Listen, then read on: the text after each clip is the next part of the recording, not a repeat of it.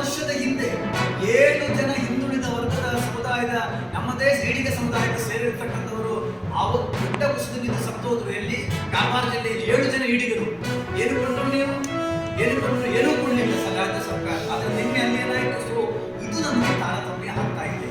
ಇದು ಹಾಗೆ ಮಾಡೋದು, ಇದನ್ನು ಸರಿಪಡಿಸಿಕೊಳ್ಳಬೇಕು ಅಂತ ನಾನು ನಾಳೆ ಪಾದಯಾತ್ರೆಯನ್ನು ಮಾಡ್ತಾ ಇದ್ದೆ. ನಾಳೆ 6ನೇ ತಾರೀಕಿಂದ ಪ್ರತಿ ಸಮುದಾಯ ಸಂಘಗಳು ಕೂಡ ಈಗ ಬೀದಿಗೆ ರೆಡಿ ಆಗಿದ್ದಾರೆ. ಆದ್ದರಿಂದ ಸರ್ಕಾರದಲ್ಲಿ ಸಾಮಾಜಿಕ ನ್ಯಾಯ ಮತ್ತು ಸಮಾನತೆ ಅಂತಕ್ಕಂಥದ್ದು ವಿರೋಧ ಪಕ್ಷದಲ್ಲಿ ಇದ್ದಾಗ ಇದೆಲ್ಲ ಮಾಡಿ ಹೋರಾಟ ಮಾಡ್ತಾರೆ. ಆದರೆ ಅವರೇ ಆಡಳಿತ ಪಕ್ಷಕ್ಕೆ ಬಂದಾಗ ಅವರನ್ನು ಆಹ್ವಾನ ಮಾಡುವಂತ ರಾಜ ಮತ್ತೆ ನಾವು ಆಹ್ವಾನ ನೀವು ಬಂದು ನಮ್ಮಲ್ಲಿ ಒಂದು ದೇವಸ್ಥಾನವನ್ನು ನಿರ್ಮಾಣ ಮಾಡಬೇಕು, ನಿಮ್ಮಲ್ಲಿ ಒಂದು ದೇವಸ್ಥಾನ ಮಾಡಬೇಕು.